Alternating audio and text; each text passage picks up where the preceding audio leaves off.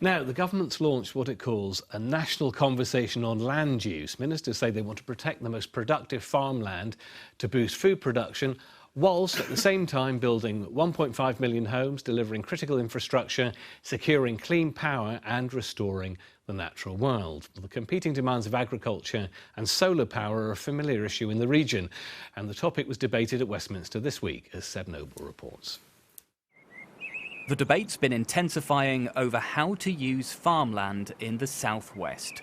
The government wants to triple solar power by 2030 and has made planning rules more supportive of renewable projects. But last year, Cornwall Council rejected 2 big solar farms with concerns about food security and losing productive farmland. And this week, the issue was debated in Westminster. In Washford, in my constituency, there's this massive solar farm that's being built on particularly good agricultural land. Would the Honourable Lady agree with me that we must be practical and put them on commercial buildings and residential houses rather than on farmland? The problem is the economics of it don't stand up from the finance perspective until the government actually steps in to guarantee a minimum export amount of value for export. Rooftop solar will never stack up, neither will carport solar. That's why investors will always go for utility scale. We are bringing in new building standards to ensure that all newly built houses and commercial buildings are fit for a net zero future. We expect these standards to encourage the installation of solar panels on new developments, and we're issuing a call for evidence later this year on the construction of solar on outdoor car parks. In the meantime, is there a way the industry could be encouraged to turn towards panels on roofs?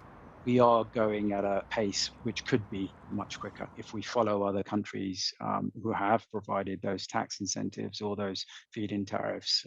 We could see a dramatic change in the amount of solar that's put on to UK rooftops. Work was recently completed on the largest solar canopy in Cornwall. It's over Cornwall Council's car park at County Hall in Truro, and the authority says it's now looking at other locations. Our park and rides, for example. Of course, when you're doing something like this, you have to consider what you're going to be using the electricity that you generate for. You may be feeding that electricity into the national grid, but also it can be used to support car charging and vehicle charging. While canopies like this one may become a more common sight, the government admits that putting solar panels on agricultural land will still need to form part of the UK's renewables drive. Of course, all we really need now is a bit more sun.